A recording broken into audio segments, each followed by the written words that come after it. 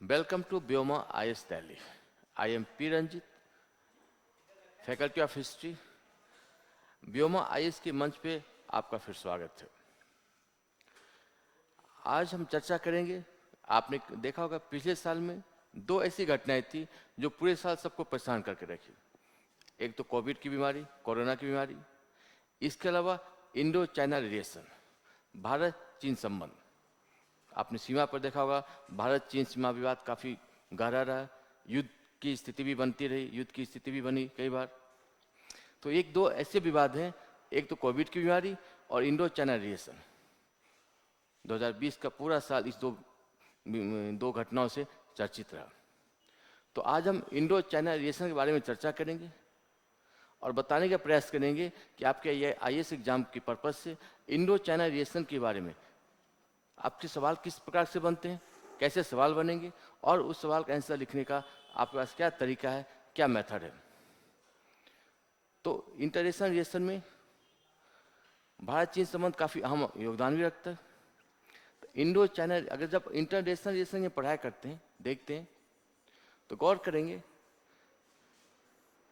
दो प्रकार की व्यवस्था होती है। एक पॉलिटिकल, जियो पॉलिटिकल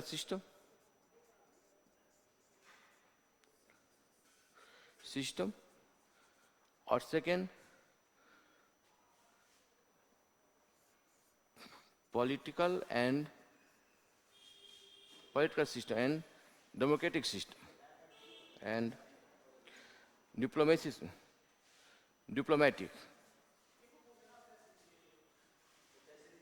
system। इसका तात्पर्य ये निकला कि कुछ ऐसे देश होते हैं जिसकी सीमाएं भारत से लगती है, भारत के पड़ोसी देश। जब हम उन दोनों देशों के बीच के रिलेशन को, वैदेशिक संबंध को, फॉरेन पॉलिसी का अध्ययन करते हैं, तो यहाँ पर हमारे अध्ययन करने का, स्टडी करने का तरीका कुछ और होना चाहिए। Supported Indo China relation, Indo Pakistan relation, Sri Lanka के साथ, भूटान के साथ, नेपाल के साथ, बांग्लादेश के साथ, ये इन देशों के साथ हमारी सीमाएं साझा होती है। इनसे हमारी कुछ जो समस्याएं हैं, कुछ विरासत में समस्याएं मिली होंगी, कुछ ऐतिहासिक परिप्रेक्ष्य होंगे, कुछ हिस्टोरिकल बैकग्राउंड भी इन समस्याओं को बढ़ाने का काम किए होंगे। तो जब हम जियोपॉलिटिकल सिस्टम पे देखते हैं तो उन देशों की बात करते हैं जिनसे भारत की सीमाएं साझा होती है। तो यहाँ पर हमारे जो पढ़ने का अप्रोच है, स्टडी का अप्रोच है, कुछ डिफरेंट रखना पड़ेगा। दूसरे कुछ ऐसे देश हैं जिनसे हमारी सीमाएं साझा नहीं होती है, वो अमेरिका हो सकता है, ब्रिटेन हो सकता है, अफ्रीकन कंट्री हो सकती है। तो जब हम यहाँ इन दोनों देशों में इंटरनेशनल रिलेशन की चर्चा करें तो वो कुछ अलग तरीके से, अलग मेथड से यहाँ पे हमें स्टडी करनी पड़ेगी। तो आज का हमारा टॉपिक है Indo China relation. Indo China relation, Indo China relation. आपने देखा होगा, हालांकि आज ही आपने एक सुखद समाचार ही मिला होगा कि चाइना अपने बॉर्डर से पीछे को, अपनी सीमा पे चला गया, बॉर्डर से पीछे चला गया। लेकिन 2020 में एक तो कोरोना बीमारी उसकी वजह से फैली और उसने पूरी भारत को, भारतीय सीमा को पूरी भारत परेशान करता रहा, पूरे इसमें परेशान करके रखा उसने। तो जब भी हम इंडो चाइना रिलेशन को पढ़ते हैं तो आप आमूल बच्चे क्या गलती करते हैं कि सिर्फ तात्कालिक घटना को, तात्कालिक समसामयिक घटना को पढ़ते रहते हैं, याद करते रहते हैं। इससे उनका एक विस्तृत दृष्टिकोण, एक समग्र दृष्टिकोण, एक टोटल जो अप्रोच बनता है वो आपका नहीं बन पाएगा। ये जो तात्कालिक घटनाएं हुई, इसके पीछे कोई थ्योरी होगी, कोई ऐतिहासिक हिस्टोरिकल बैकग्राउंड होगा, कोई पृष्ठभूमि होगी। जब तक आप इस पृष्ठभूमि का, इस हिस्टोरिकल बैकग्राउंड का, पीछे का इतिहास का, पीछे का संकल्पना का सही से आपने अध्ययन नहीं किया, ग्रास नहीं किया है, तब तक आप इंडो चाइना रिलेशन की समसामयिक घटनाओं को, इंडो चाइना रिलेशन को सही प्रकार से नहीं समझ सकते हैं। तो सबसे पहले हम इसका हिस्टोरिकल बैकग्राउंड बताने का प्रयास करेंगे और फिर बताने का प्रयास करेंगे जो अभी आज के वक्त जो घटना घटी है, आज के वक्त जो विवाद या कंट्रोवर्सी हुई है, इसके पीछे कौन सा लॉजिक काम कर रहा था और इस समस्या का समाधान करने का अपने पास क्या तरीका था।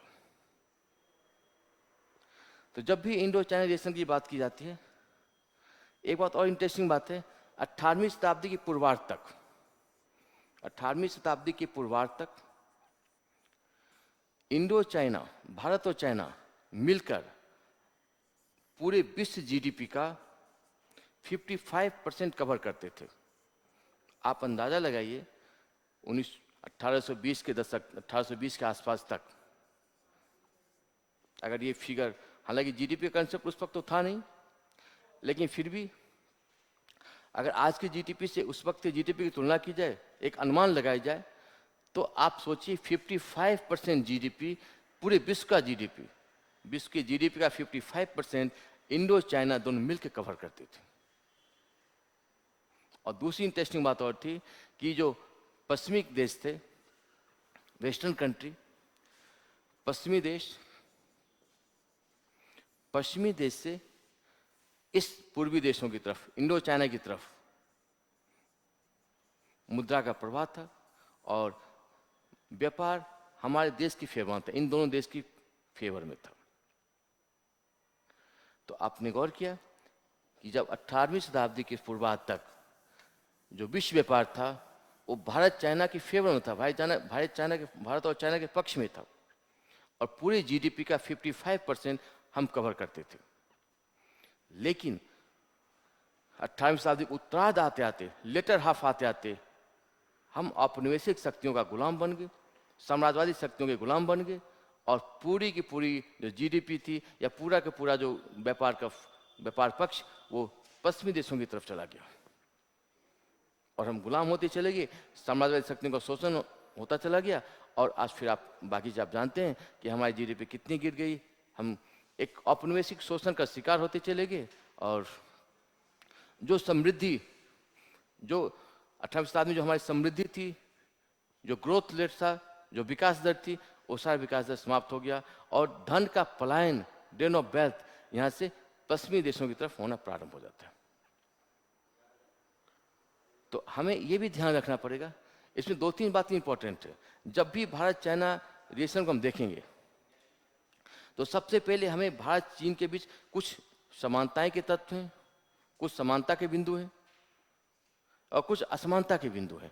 उन दोनों बिंदुओं को देखने के बाद हम अंदाजा लगाएंगे कि ये जो जटिल मुद्दे हैं, इन दोनों के बीच जो जटिल सीमा विवाद है, उस समस्या का समाधान किस प्रकार से निकल सकता है और हमारे पास क्या क्या रास्ते हैं, उसकी भी चर्चा की जाएगी कि आखिर दोनों के बीच क्या क्या समानता के तत्व हैं, समानता के बिंदु हैं और दोनों के बीच आखिर असमानता के क्या क्या बिंदु हैं। तभी आप इंडो चाइना के जटिल रिलेशन को समझ सकते हैं और तभी आप उस आंसर लिखने में आपको आसानी हो सकती है। एक तो हम सबसे पहले समानता के तत्व देखते हैं कि आखिर इंडिया चाइना के बीच क्या क्या समानता है। आपने गौर किया होगा, दोनों विश्व की प्राचीन सभ्यता थी, world oldest civilisation, world oldest civilisation.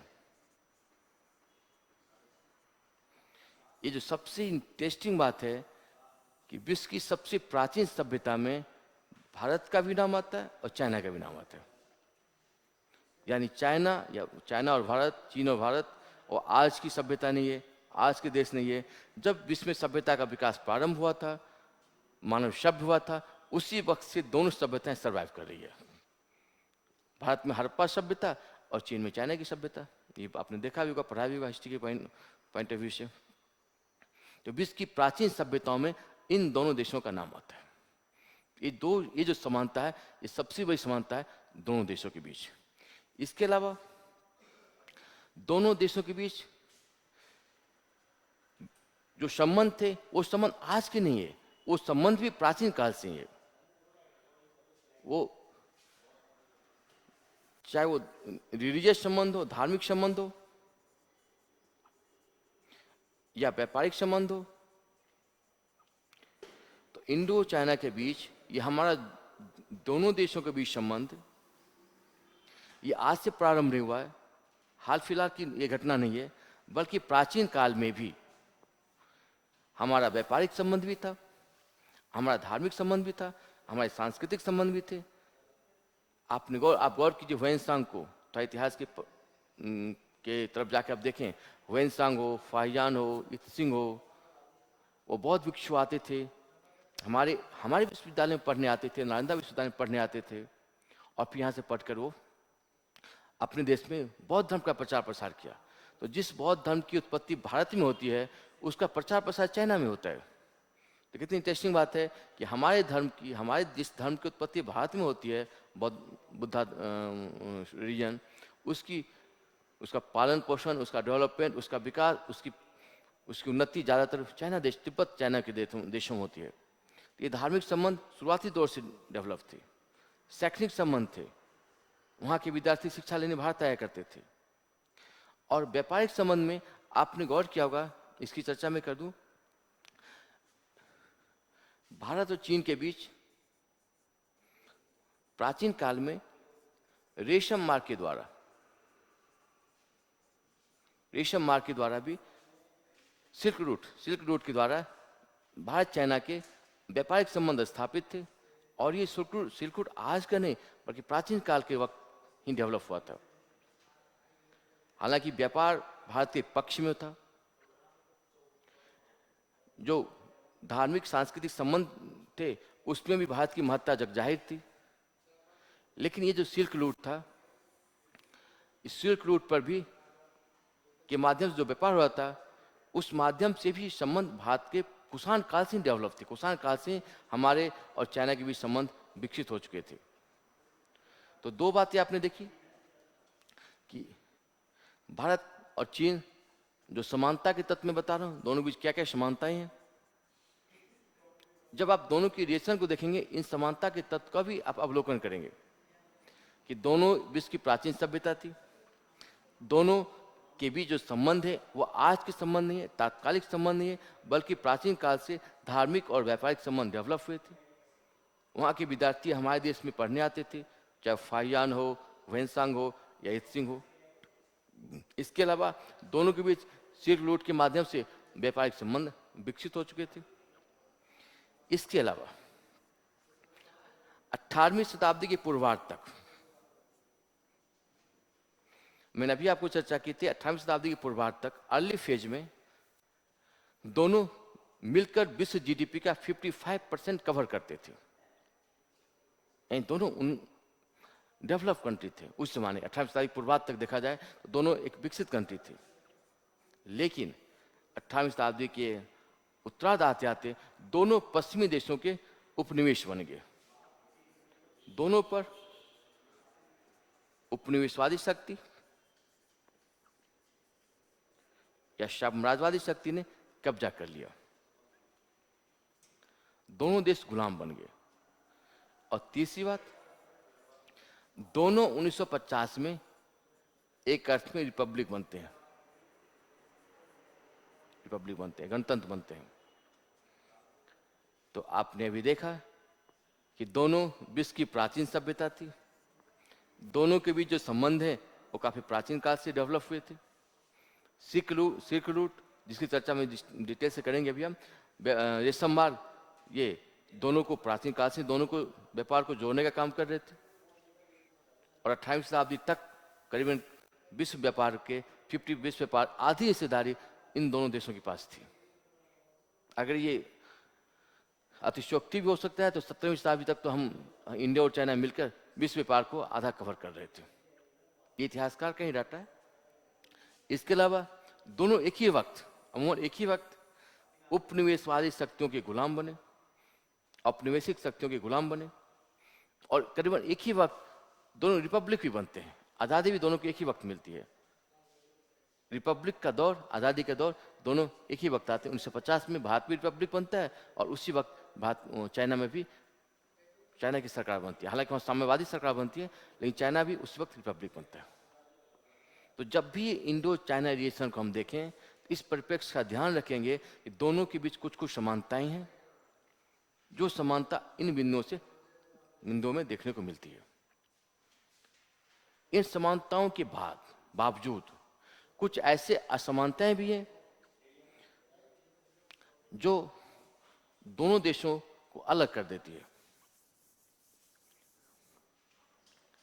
अगर दोनों के बीच कुछ समानताएं हैं तो आपने गौर किया होगा दोनों के बीच कुछ असमानताएं भी है। जहां भारत उदारवादी कंट्री था, उदारवादी देश, शांति का प्रणेता था, वहीं पे शुरुआती दौर से ही चाइना न लिबरल कंट्री था न वो शांति का प्रणेता था।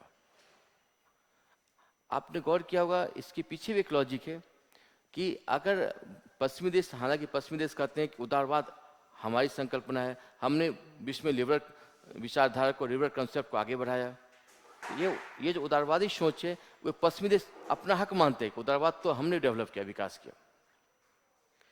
लेकिन आज जब भारत के इतिहास को, इंडियन हिस्ट्री को आप गौर से देखेंगे तो ये जो धारणा है, ये जो कंसेप्ट है, ये आपको गलत साबित हो जाएगा। आप प्राचीन किसी भी काल को देख लें, किसी भी साम्राज्य को उठा के देख लें, आप मौर्य साम्राज्य को देखें, मौर्य साम्राज्य में चंद्रगुप्त मौर्य जैन धर्म के, बिंदुसार आजीवक धर्म के, अशोक बौद्ध धर्म के, उसके बाद के शासक आजीवक धर्म के। आप कुषाण काल को देख लें, कोई बौद्ध धर्म है, कोई कहीं बौद्ध धर्म का है, कोई शैव धर्म का है, कोई वैष्णव धर्म के। तो भारत में ये जो धार्मिक बहुलता, ये धार्मिक सांस्कृतिकरण, ये धार्मिक सांस्कृतिक विविधता जो थी वो शुरुआती दौर से देखने को मिलती है।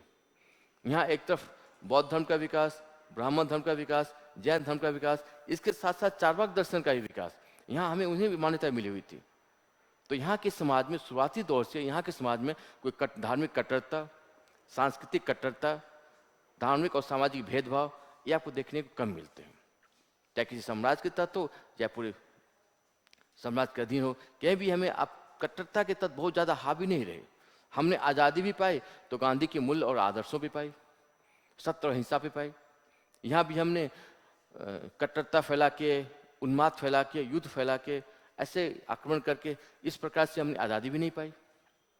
तो ये जो धार्मिक सांस्कृतिकरण है, उदारीकरण है, ये उदारीकरण हमें विरासत में मिली है, जबकि चाइना इसके खिलाफ है।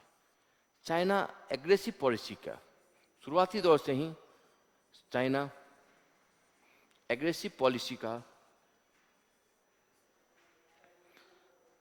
चाइना की पॉलिसी एग्रेसिव पॉलिसी रही है शुरुआती दौर से ही। इसके पीछे एक छोटा सा लॉजिक है। जब भारत औपनिवेशिक शक्तियों का गुलाम बना, ब्रिटेन का गुलाम बना, तो गौर करेंगे भारत पे एक तो भारतीय परंपरा ही उदारवादी परंपरा थी, और जब इंग्लैंड के हम गुलाम बने, ब्रिटेन के गुलाम बने, तो भारत पे सिर्फ ब्रिटेन का ही कब्जा रहा। यहाँ और बहुत सारी शक्तियाँ या और बहुत सारी औपनिवेशिक शक्तियाँ, जैसे इंग्लैंड हो, फ्रेंच हो, स्पेन हो, पुर्तगीज हो, ऐसी बहुत सारी शक्तियाँ ने देश पर शासन नहीं किया।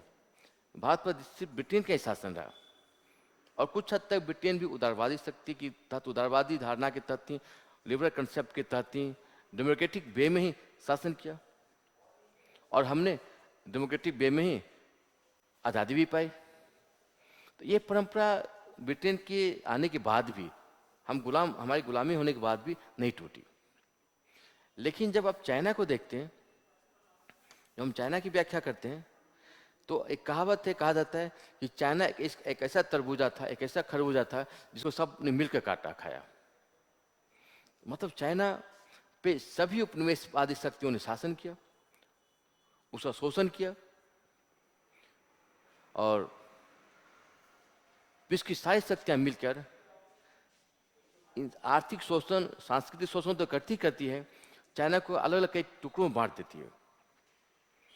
इसलिए चाइना और भारत में एक बेसिक अंतर शुरुआती दौर से रहा है कि जहां भारत लिबरल और उदारवादी परंपरा का पोषक रहा है, वहां चाइना इसी वजह से विश्व बिरादरी के प्रति एक शंकालु है। विश्व बिरादरी के प्रति उसका दृष्टिकोण उतना उदार नहीं रहा है, क्योंकि वो जो 200 साल गुलाम रहा है, उस 200 साल में उसे कई भागों में बांटा गया, कई सारी शक्तियों ने उस पर शासन किया। तो विश्व की तमाम शक्तियों ने मिलकर उसका शोषण किया है। इसलिए भारत और चाइना के पॉलिसी में आपको फर्क देखने को मिलती है कि जहां भारत उदारवादी परंपरा का पोषक रहा है, उदारवादी लिबरल धारा का संपोषक रहा, आगे बढ़ाया है, वहीं पर चाइना ने एक एग्रेसिव पॉलिसी आगे बढ़ाया और अपने आप को एक ऐसा दृष्टिकोण जहाँ अनुदारवादी दृष्टिकोण था उसका, एक ओपन माइंडेड, चाइना के लोग ओपन माइंडेड कम होते हैं। इसके साथ साथ जहां पे भारत में सांस्कृतिक विविधता देखने को मिलती है, चाहे वहां अभी आज की डेट में हम देखें हिंदू, मुस्लिम, सिख, ईसाई, बौद्ध, जैन, पारसी सब मिलकर रहते हैं। प्राचीन काल में मैंने बताया अभी आपको कि ब्राह्मण धर्म, बौद्ध धर्म, वैष्णव धर्म, शैव धर्म, आजीवक धर्म, जितने धर्मावलंबी थे, मतावलंबी थे, चाहे नास्तिक संप्रदाय के चारवाक दर्शन हो, वो सब भी मिलजुल के रहते थे। तो शुरुआती दौर से आज तक भारत में कल्चरल डाइवर्सिफिकेशन, रिलीजियस डाइवर्सिफिकेशन, सांस्कृतिक विविधता देखने को मिलती है, जबकि चाइना में सांस्कृतिक एकरूपता देखने को मिलती है। यहाँ पर डाइवर्सिफिकेशन नहीं रही है, एकरूपता देखने को मिलती है। यहाँ पर बहुत हद तक कल्चर डाइवर्सिफिकेशन, एकरूपता नहीं देखने को मिलती है। और सिर्फ कन्फ्यूशियस के विचार को ही मानते हैं, और जो बाकी जो विचारधारा है, बाकी धर्मावलंबी, बाकी मतावलंबी को बहुत अच्छे दृष्टिकोण से या उनका शोषण किया जाता है वहाँ पर। तो भारत और चाइना की बेसिक स्ट्रक्चर में ये फर्क देखने को मिलती है कि जहाँ पर हम सांस्कृतिक रूप से विविधता हमारे देश को मिलती है, वहीं पर वो सांस्कृतिक रूप से एकरूपता देखने को मिलती है। इसी का प्रभाव है कि हम अपनी फॉरेन पॉलिसी में, अपनी विदेश नीति में शांति, सह अस्तित्व, कॉपरेशन की भावना, विश्व बंधुत्व, समानता, इन तत्वों को शामिल करते हैं। यही चाइना अपनी विदेश नीति में इन तत्वों को शामिल नहीं करके एग्रेसिव पॉलिसी को आगे बढ़ाता है। एक कहावत है कि बच्चे का जिस तरह से लालन पोषण किया जाएगा, बच्चा का स्वभाव इसी तरह से होता है। उसी तरह हमारा लालन पोषण, हमारे शुरुआती दौर से हम उदारवादी थे, शांति प्रिय थे। अंग्रेजों ने शासन भी किया तो सिर्फ अंग्रेजों ने देश पर शासन किया, वो भी कुछ हद तक उनका उदारवादी सोच के तहत ही उन्होंने शासन किया। सांस्कृतिक विविधता शुरुआती दौर से हमें हमारे देश में देखने को मिलती है, जबकि इसके खिलाफ यहाँ पर इस तरह की पॉलिसी नहीं थी चाइना में। तब इस तरह की पॉलिसी नहीं थी, तो चाइना विश्व बिरादरी में भी सह अस्तित्व की बात, कॉपरेशन की बात, शांति की बात, बंधुत्व की बात, भाईचारे की बात न करके सिर्फ अपना डेवलपमेंट, अपना विकास, अपने देश का विकास, अपने देश की एक्सपेंशन देने का विचार, ऐसा विचार रखता है जहां सारी शक्तियां मेरे पास हो। एग्रेसिव पॉलिसी, अटैकर पॉलिसी, आक्रामक पॉलिसी, इस पॉलिसी पर चाइना की, मनोवैज्ञानिक रूप से चाइना की पॉलिसी इसी रूप में काम करती है। इसके साथ साथ तो इसी विचारधारा को आप गौर करेंगे, हमारी आलोचना हम शुरुआती दौर से जब जो वेस्टर्न कंट्री वाले बोलते हैं कि उदारवाद की संकल्पना हमने डेवलप की, तो अमर्त्य सेन ने इनका करारा जवाब दिया था और इग्नाइटेड इंडिया में उन्होंने बताया था कि भारत में उदारवाद की परंपरा तो शुरुआती दौर से देखने को मिलती है। तो ये जो लिबरल ढिंढोरा पीटते रहते हैं वेस्टर्न कंट्री वाले कि लिबरल कंसेप्ट, उदारवाद की संकल्पना, उदारवादी सोच हमने डेवलप की, इसका अमर्त्य सेन और रोमिला थापर जैसे इतिहासकार ने खंडित करके बताने का प्रयास किया है कि भारत तो शुरुआती दौर से उदारवादी देश रहा है। चाहे मौर्य साम्राज्य हो, चाहे मुगल साम्राज्य को देखिए, किसी भी साम्राज्य को आप देखें, यहाँ पर हर धर्मावलंबी, हर मतावलंबी, हर संप्रदाय वाले आपस में मिलजुल कर रहते हैं, जबकि चाइना में ऐसा नहीं है। शुरुआती दौर से भी नहीं था। और जब यहाँ पर औपनिवेशिक शासन स्थापित हुआ तो उन लोगों ने भी मिलकर शोषण किया, जिसकी वजह से चाइना विश्व बिरादरी के प्रति उसकी सोच जो विश्व बिरादरी के प्रति उतनी ओपन नहीं है, उदार नहीं है। इसके अलावा भारत में अगर सरकार भी बनी, अगर भारत की बात की जाए तो भारत में सरकार भी बनी, प्रजातांत्रिक सरकार बनी। नेहरू जी के नेतृत्व में उदारवादी सरकार बनी, नेहरू जी की सरकार बनी। और यहाँ चीन में सरकार भी साम्यवादी बनी और जो प्रजातांत्रिक भी नहीं थी और उदारवादी भी नहीं थी। तो इसलिए जब हम दोनों देश की तुलना करते हैं, इस सोच को भी आधार बनाएंगे कि हमारे देश के लोग किस सोच के होते हैं, यहाँ की विचारधारा कैसी है, और चाइना के लोग की विचारधारा या चाइना के लोगों की सोच किस प्रकार की है। हालांकि दोनों देश एक ही वक्त 1950 में रिपब्लिक बनते हैं, लेकिन इनकी सोच कुछ और थी, हमारी सोच कुछ और थी। और फिर धीरे धीरे धीरे धीरे करके हम आगे बढ़ते चले गए।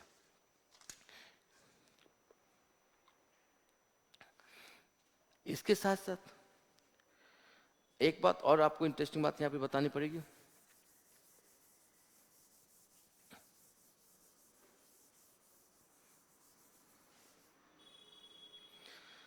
तो भारत और चीन के बीच तो इस नीति को इस हिस्टोरिकल बैकग्राउंड बताने के पीछे मेरा उद्देश्य ये था, आप ये बता पाएं कि जहां भारत पीसफुली नीति पर चलता है, शांति की नीति पर चलता है, वहीं चाइना की नीति हार्डकोर अटैकर नीति क्यों होती है। इसके पीछे का जो लॉजिक था ये था कि भारत और चाइना के बीच का लालन पोषण ही दो अलग अलग तरीके से मेथड से हुआ है ना। जहाँ पर विश्ववादी ने भरपूर रूप से चाइना का शोषण किया, उसके साम्राज्य को बिखेरा गया, उस तरह से भारत में शासन नहीं किया गया था। खैर, अब आते नेहरू की एरा में हम आके देखते हैं। एक बात इंटरेस्टिंग बात है, नेहरू जी ने जितनी तत्परता के साथ, जितनी विलक्षणता के साथ, जितनी कंसस होके उन्होंने नेपाल के साथ, भूटान के साथ, सिक्किम के साथ, बर्मा के साथ, इन सब देशों को टैकल किया, उतनी विलक्षणता, उतनी तत्परता, उतना उत्साह वो भारत चीन के संबंध को डेवलप करने में नहीं लगा पाए। या तो उनकी कमजोरी हो सकती है या उनका कुछ लक्ष्य कुछ और हो रहा होगा। तो हम इसी बिंदु पर अब देखेंगे कि आखिर नेहरू जी ने जिस तत्परता के साथ नेपाल को साधा, भूटान को साधा, सिक्किम पे, बर्मा पे, इन सब देशों को जो विदेश नीति थी उनको बहुत ही तत्परता से उन्होंने साधने का काम किया। कैसे मैं देखा तो बताता हूं आपको। जब भारत आजाद हुआ तो नेपाल, भूटान, सिक्किम, बर्मा, ये सब भारत की पड़ोसी देश थे। अब पहले मैं नेपाल की बात कर लेते हैं। अभी आपने हाल फिलहाल में मीडिया में एक न्यूज़ देखा होगा, वो काफ़ी चर्चित न्यूज़ था, लेकिन उस न्यूज़ में जो बातें बताई गई है वो 100% सही नहीं है। इस सिक्के का सिर्फ एक पहलू आपको बताया गया है और काफ़ी चर्चित भी रहा। आपने देखा सुना होगा कि नेहरू जी चाहते तो नेपाल को अपने देश से मिला सकते थे। आपने न्यूज़ देखा नहीं देखा ध्यान नहीं है, लेकिन आप गौर किए होंगे कुछ दिन पहले ये नेहरू के खिलाफ जो प्रोपेगेंडा चला जाता है उसके तहत ये बातें ही फैलाई गई थी कि अगर नेहरू चाहते तो नेपाल को भी अपने देश से मिला सकते थे। इसके पीछे की जो कहानी है वो मैं दिखाना चाह रहा हूं कि नेहरू किस तत्परता के साथ काम किए थे।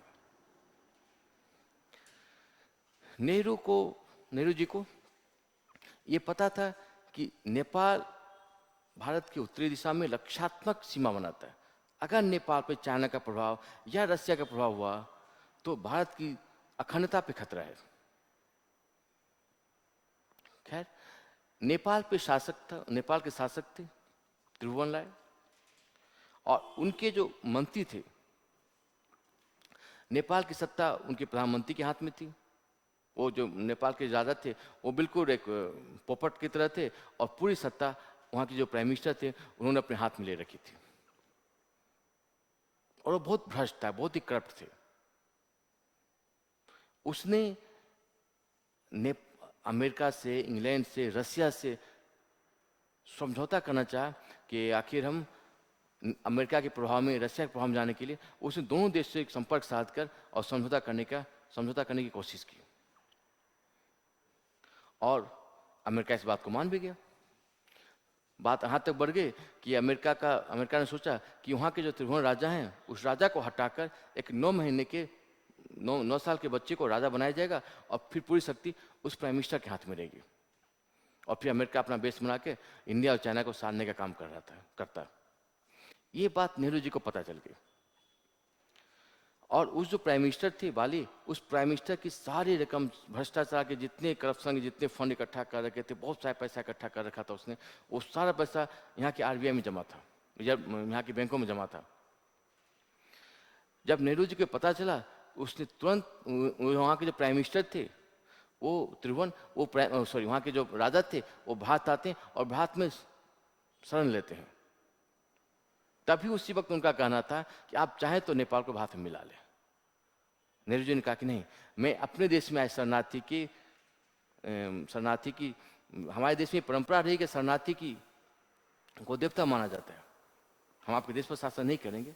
तो परिप्रेक्ष्य वो था कि वो उस डर से कह रहा था कि अमेरिका का कब्जा हो जाएगा, उस प्राइम मिनिस्टर कब्जा हो जाएगा, उससे बेटर है कि आप ही कब्जा कर लो।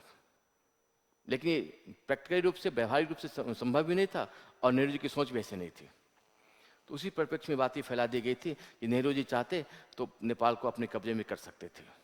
खैर, तो नेहरू जी ने उस जो प्राइम मिनिस्टर थे उनको धमकाया गया कि आपके सारे जो गबन के पैसे हैं, भ्रष्ट जो धन है, वो सबको मैं, भ्रष्टाचार से कमाए जो धन है उसको मैं उजागर करा दूंगा और सारा चीज़ हो जाएगा। और अंततः उसको धमका कर किसी तरह से मना के अंततः फिर उसी त्रिभुवन राजा को नेपाल का राजा बनाया गया, और फिर उसको अरेस्ट करवाया गया। और फिर नेपाल के साथ 1950 में सुगौली की संधि की जाती है। सुगौली की संधि, ट्रीटी ऑफ सुगौली की जाती है। अगर ये नेहरू जी यहाँ पे तत्परता नहीं दिखाते तो शायद नेपाल अमेरिका या रूस के दबाव में चला जाता। तो जो प्राइम मिनिस्टर था वो काफ़ी करप्ट था, भ्रष्ट था, वो पैसे के लिए कुछ भी कर सकता था, अपने देश को बेच सकता था। नेहरू जी ने इस बात को समझी और तुरंत एक्शन लेते हुए बात की गंभीरता को समझा, और फिर नेपाल को अमेरिका और रूस के फेवर में जाने से रोक दिया। ये ट्रीटी सुगौली की संधि होती है। तो उसी परिप्रेक्ष्य में आपने कहीं देखा होगा, मीडिया में बात चल गई थी कि नेपाल को भारत में शामिल कर सकते थे, लेकिन प्रैक्टिकली सॉल्यूशन नहीं, तो वो प्रैक्टिकली बात नहीं थी, वो तो एक पक्ष था कि हम आप नेपाल में शामिल कर सकते हो, भारत को नेपाल में शामिल कर सकते हैं। खैर, लेकिन मेरे कहने का अर्थ यह कि नेपाल का तत्परता दिखाई। इसी तरह की संधि भूटान, सिक्किम और बर्मा के साथ की जाती है। ये जो छोटे छोटे देश थे, गरीब देश थे, ये गरीब देश अमेरिका या रूस के प्रभाव में जल्द आ जाते। नेहरू जी इस बात को भांप के कि ये जो छोटे छोटे कंट्री हैं ये आराम से अमेरिका के या रूस के प्रभाव में आ जाएंगे, और फिर अमेरिका या रूस अपना बेस बना के भारत को गंभीर चुनौती दे सकता था। इसलिए उन्होंने समय रहते फटाफट इन सब देशों के साथ संधि करके इनको अपने फेवर में किया। लेकिन आखिर वही नेहरू जी जो विलक्षणता, तत्परता, योग्यता के साथ इन देशों के साथ संधि करते हैं, वो आखिर चाइना के साथ क्यों नहीं कर पाए? कहाँ चूक हो गई, या चूक हो गई या कोई स्ट्रेटजिकल पॉइंट था उनके मन में। तो ये भी ध्यान रखेंगे, नेहरू जी से कोई चूक वगैरह नहीं हुई थी। नेहरू जी की कुछ सोच कुछ और थी। नेहरू जी यहां सोच रहे थे, मैंने आते ही आपको बताया था, चीन और भारत दोनों एशिया की महाशक्ति, एशिया की पावरफुल कंट्री, आबादी के लिहाज से, वर्ल्ड जीडीपी के लिहाज से। जब पूरे देश विश्व में 50% जीडीपी कवर कर रहे थे एक वक्त में, तो नेहरू की ये सोच थी, क्यों न दोनों शक्ति मिलकर फिर से वर्ल्ड पावर, एशिया की वर्ल्ड पावर बनने का काम करें और चुनौती दें, काउंटर बैलेंस करें अमेरिका को और रूस को। अमेरिका और रूस, तो वस्तुतः नेहरू जी की सोच थी कि एशिया की में विश्व का संतुलन एशिया के पक्ष में रहे। वो अमेरिका और रूस की दादागिरी से या अमेरिका और रूस के गुट से हटते हुए वो चाहते थे चीन और भारत मिलकर पुनः एशिया में अपना वर्चस्व स्थापित करे और फिर इन दोनों गुट को काउंटर बैलेंस करे। इसलिए उन्होंने चीन के साथ सावधानी बरती। हालांकि चीन इस नीति को नहीं समझ पाए, बाकी बात के बाद में देखेंगे, लेकिन उनकी जो मंशा थी, उनकी जो सोच थी इस तरह की थी कि क्यों न चीन और भारत मिलकर, दोनों एशिया की शक्ति, दोनों पड़ोसी भी हैं और ये इस बात को भी समझते थे कि दोनों पड़ोसी हैं, दोनों की ज्योग्राफिकल बाउंड्री आपस में मिलती है, दोनों लड़कर विकास नहीं कर सकते हैं। अगर युद्ध होता है तो चीन का भी नुकसान होगा और भारत का नुकसान होगा, और अगर दोनों के बीच युद्ध होता है तो फायदा ये दोनों कंट्री उठाएंगे। अगर सीमा साझा नहीं होती, अगर पड़ोसी देश नहीं होते तो बात अलग होती, लेकिन नेहरू इस सोच पे कायम थे कि दोनों की सीमाएं साझा थी, दोनों की ऐतिहासिक विरासत भी साझा थी, हमारे व्यापारिक और धार्मिक संबंध प्राचीन काल से थे, तो क्यों न उस संबंध को भुनाया जाए और अंततः हम दोनों मिलकर दोनों विश्व पावर हैं, उसको काउंटर बैलेंस करने के लिए चीन और भारत मिलकर काम करें। इसी सोच को आगे बढ़ाने के लिए उन्होंने 1954 में पंचशील समझौता किया। 1954 में उन्होंने पंचशील समझौता करते हैं और बताने का प्रयास करते हैं कि अगर दोनों महाशक्ति आपस में मिल जाए तो फिर हम दोनों कंट्री मिलकर और अमेरिका और रूस को प्रतिसंतुलित कर सकते थे। हालांकि चीन की मंशा कुछ और थी, लेकिन नेहरू की सोच यही थी। इसलिए जो नेहरू नेपाल, भूटान, सिक्किम, बर्मा के साथ तत्परता दिखाते हैं, विलक्षणता दिखाते हैं, योग्यता दिखाते हैं, जो वहां पर उन्होंने जो कार्य किया वो कार्य यहाँ पे नहीं कर पाए, क्योंकि उनको पता था चीन एक बहुत बड़ी कंट्री है। चीन, नेपाल, भूटान में फर्क है, तो चीन को वो उस तरफ से मिलाना चाहते थे और उन्होंने 1954 में पंचशील ट्रीटी भी किया ताकि दोनों देश मिलकर इन दोनों देशों के चंगुल में न फंसे। तो नेहरू की सोच यहाँ ये काम कर रही थी। लेकिन अब एक बात और, अब ये आखिर आज का विवाद कहां से खड़ा हो गया?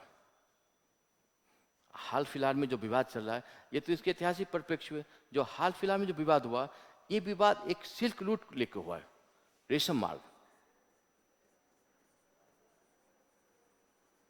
सिल्क रूट लेकर हुआ है। आप उसको ऐसे समझिए, सपोज मान लीजिए चाइना है, प्राचीन काल की बात देखते हैं, ये मान लीजिए सपोज इंडिया है,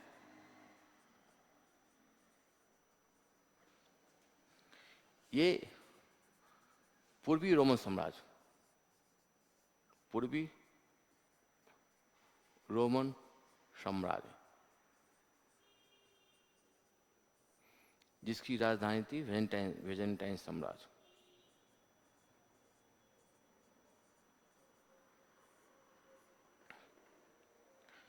ये इंडिया मान लिया,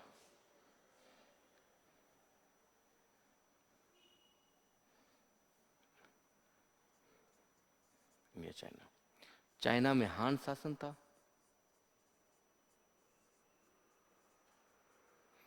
यहां पर कुषाण शासन था,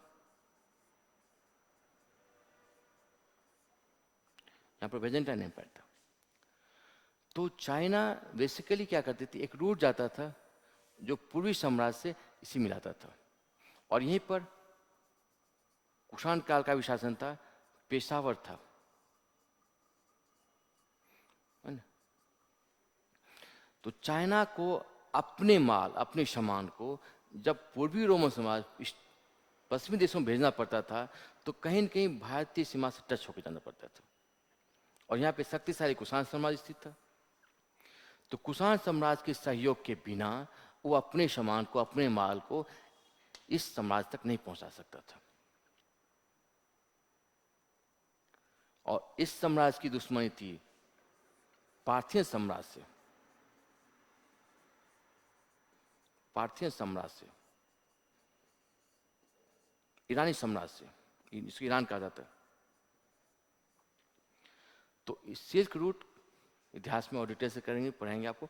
सिल्क रूट वस्तुतः चीन को पूर्वी रोमन साम्राज्य बैजेंटाइन साम्राज्य से जोड़ता था, और जहाँ पर वो अपनी चीन अपनी वस्तु को, अपनी प्रोडक्ट को पूर्वी रोमन साम्राज्य भेजने के लिए उसे कहीं न कहीं इस रूट की आवश्यकता होती थी, जिस रूट पर वो कुछ हद तक भारत का भी कब्जा था। तब भारत पाकिस्तान एक ही था, अफगानिस्तान एक ही हुआ करता था।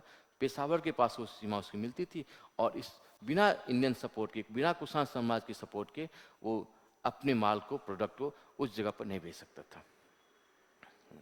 तो कहीं न कहीं ये और ये जो रूट था ये डिस्टर्ब कर दिया करता था, इसलिए भारत की आवश्यकता उससे हमेशा पड़ती थी। अब उसको आज के परिप्रेक्ष्य हम समझते हैं।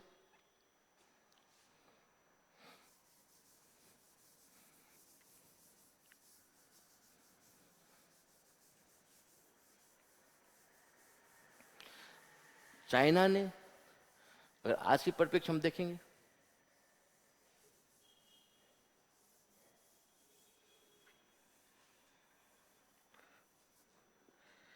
अगर आज के परिप्रेक्ष्य में देखा जाए, चाइना को पेट्रोल की जरूरत पड़ती है। पेट्रोल आयातक देश है, और पेट्रोल के लिए अब चाइना को यही, चाइना यहाँ पर सपोज दैट ये चाइना, पाकिस्तान और ईस्टर्न कंट्री, गल्फ कंट्री। तो अब चाइना जो रोड बनाने का प्रयास कर रहा है, वो रोड पाकिस्तान के ग्वादर पोर्ट से होकर जा रहा है, ग्वादर पोर्ट से होकर जा रहा है। अगर ये बीआरटी कॉरिडोर, ये रोड बन गया, तो चाइना को इस तरह से पेट्रोल लाने में काफी आसानी होगी। तो लंबा सा सी रूट तय करके जाना पड़ता था, वो भी उस वही भारत की नजर होती थी। ये जो रूट बना रहा है, ये रूट ग्वादर पोर्ट बलूचिस्तान के पास है, बलूचिस्तान के पास है। और इस बलूचिस्तान पे चाइना का आरोप है कि भारत, इंडिया ने ग्वादर पोर्ट पे, या ये जो बलूचिस्तान का इलाका है, बलूचिस्तान पे भारत ने बलूचिस्तान को डिस्टर्ब करके रख रखा है। भारत डिस्टर्ब कर रखा है इस रूट को। ये रोड अगर नहीं बना तो चाइना में पेट्रोल की कीमत ज़्यादा बढ़ जाएगी, और चाइना पेट्रोल के दूसरे देश पर निर्भर रहता है। तो वस्तुतः झगड़ा जो है इस पोर्ट की वजह से। ये जो पाकिस्तान में बीआरटी कॉरिडोर जो बना रहा है, उस कॉरिडोर में इनका ऐसा मानना है, जो ग्वादर पोर्ट जो पाकिस्तान से बलूचिस्तान से होते उधर जाता है, उनका ये कहना है, चाइना का ऐसा सोचना है कि कहीं न कहीं इस पे बलूचिस्तान पे भारत उसे डिस्टर्ब कर रहा है, और उस भारत का मकसद इस रोड का कंप्लीट बनना या पूरा करने में नहीं है, इस रोड को बनाने नहीं दे रहा भारत, ऐसा उनका आरोप है। और झगड़ा इसी वजह से यहाँ पर प्रारंभ हो चुका है। एक बात और इंटरेस्टिंग बात है कि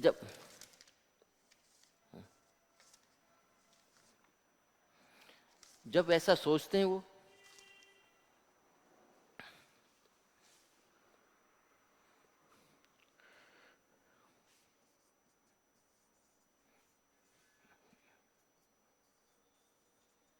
तो इंडिया इस बात को नकारता है। इंडिया कहना है कि मैं बलूचिस्तान में जाकर, उस ग्वादर पोर्ट पे जाकर मैं क्यों लाइन को डिस्टर्ब करूंगा। तो कहीं न कहीं दोनों के बीच जो झगड़ा है, वो झगड़े की बुनियाद उस पोर्ट को लेकर ही है।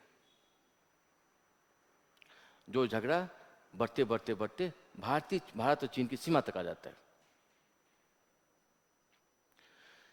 और अब इसमें दूसरी जो इंपॉर्टेंट बात है, ये जो भारत चीन सीमा विवाद है, वो चीन सीमा विवाद की तात्कालिक भी कुछ वजह है। जो सीमा जो चीन था वो अनिर्णित रह चुका था, अनिर्णित था। वो कोई इसका लिखित दस्तावेज नहीं है, जिसका फायदा पाकिस्तान उठाता है, चीन उठाता है। अब ये जो घटना थी, ये घटना आज के वक्त कैसे इनका इम्प्लीमेंटेशन होता है और आज के वक्त ये घटना इतनी गंभीर कैसे होगी, इसकी चर्चा हम अगले वीडियो में करेंगे। तो जब भी इंटरनेशनल रिलेशन को आप पढ़ते हैं तो उसके कई सारे पहलू होते हैं। उसके हिस्टोरिकल बैकग्राउंड होते हैं, सोशियो इकोनॉमिक बैकग्राउंड होते हैं। उस बैकग्राउंड के बाद ही दोनों देशों के बीच जो संबंध होता है वो डिसाइड होता है। तो आपने अभी देखा कि जो भारत चाइना का जो रिलेशन है उसकी कुछ हिस्टोरिकल बैकग्राउंड है, कुछ सोशियो इकोनॉमिक बैकग्राउंड है। भारत चीन का संबंध में कुछ समानताएं भी है। दोनों बीच की प्राचीन सभ्यता थी, दोनों का संबंध प्राचीन काल से ही था और फिर धीरे धीरे धीरे करके दोनों सिल्क रूट का फायदा उठाते थे। रेशम मार्ग का फायदा उठाकर दोनों देश ने तरक्की की थी। और लेकिन आज के वक्त में उसी रूट को लेकर, उसी वजह से झगड़ा प्रारंभ हुआ। तो कहीं न कहीं झगड़े की बुनियाद उस सिल्क रूट को लेकर ही है। और इसके बाद की जो चर्चा है हम नेक्स्ट वीडियो में करेंगे। एक बात और मैं बता देना चाहता हूं अपने व्यूअर्स को, अपने स्टूडेंट्स को, कि कक्षाएं प्रारंभ हो चुकी हैं। कक्षाएं मतलब 20 तारीख से ऑफलाइन क्लासेस बैच प्रारंभ होगी। अभी आपने गौर किया, कोरोना की वजह से कक्षाएं बंद थी, क्लासेस बंद थी। अब सरकार ने क्लासेस ओपन करने का मन बना लिया। तो 20 तारीख से हमारे जो पुराने बच्चे हैं और जो नए स्टूडेंट हैं वो 20 तारीख से कक्षाएं VMI से कक्षाएं प्रारंभ होगी। अभी IAS प्री का बैच प्रारंभ होगा और फिर IAS मेंस में हिस्ट्री, संस्कृत और जनरल स्टडीज के पेपर से कक्षाएं प्रारंभ होगी, क्लासेस प्रारंभ होगी। और बाकी इसकी जो डिटेल सूचना आपको अगले नेक्स्ट वीडियो में मैनेजमेंट के द्वारा दी जाएगी। Thank you.